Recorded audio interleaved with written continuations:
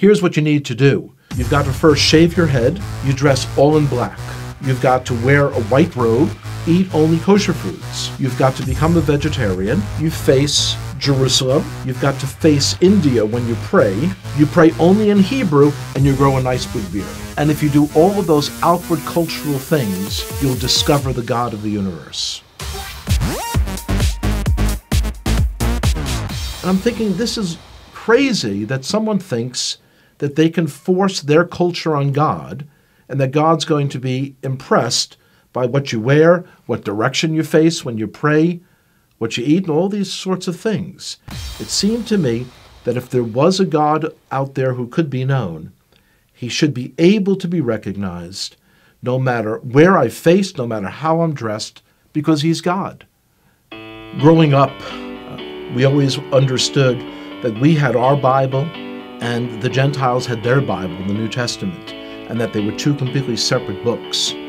Because the only people I knew who were believers in Jesus were all people in our public school who were Italian Catholic, I imagined that Jesus was Italian. And so the understanding that he's actually Jewish was a shock. And then to hear that the New Testament was written by Jews, I couldn't believe it.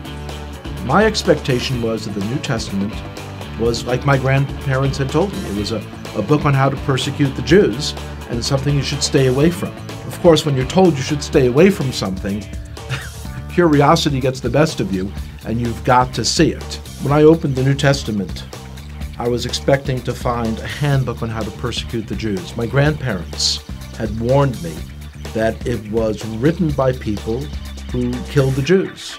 That's what I was expecting to see, and yet when I'm opening it, I'm reading a story written by Jews about Jewish people.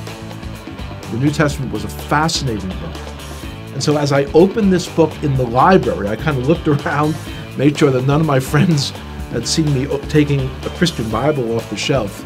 And I open it, here's the first sentence. It says, "This is the genealogy of Jesus the Messiah, the son of David, the son of Abraham." So 3 people are mentioned, and they're all Jewish. I was very shocked. And as I continued to read, I'm reading the story of a Jewish man who was born in a Jewish village, in a Jewish country, and one day walks into a synagogue and announces that he is the Messiah.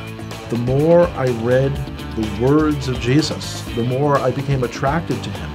It was as beautiful as anything I had ever read in any other part of the Bible. As I came to faith that Yeshua, that Jesus was the Messiah, it was clear that that was the most Jewish thing I could do. This is not a person who's a renegade to our people. This is the one who was promised in our Bible, the 53rd chapter of Isaiah. It is astonishing. If you would just read that chapter, just without the Bible being around it, you would say, oh, this is some Christian Bible. This is Jesus. When you realize, though, that it's in the middle of our Bible, our Jewish Bible. When I first came to faith, I dared not tell my father, because this is a time period in the 1970s when there were lots of gurus and cults, and he was very concerned about me getting involved in some crazy sect and going off someplace. So I waited for months, and when I finally told him, he was very skeptical. On his own then, he started to read about Jesus as well. About a year and a half later, I told him that the fellow who wrote one of the books that he had read, that this fellow was giving a lecture in the city of New York.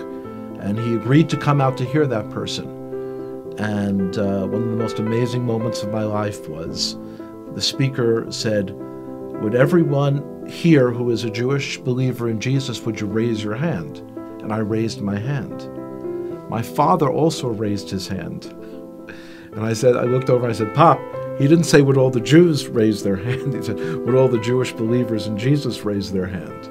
And my father looked over and he said, yes, I heard what he said.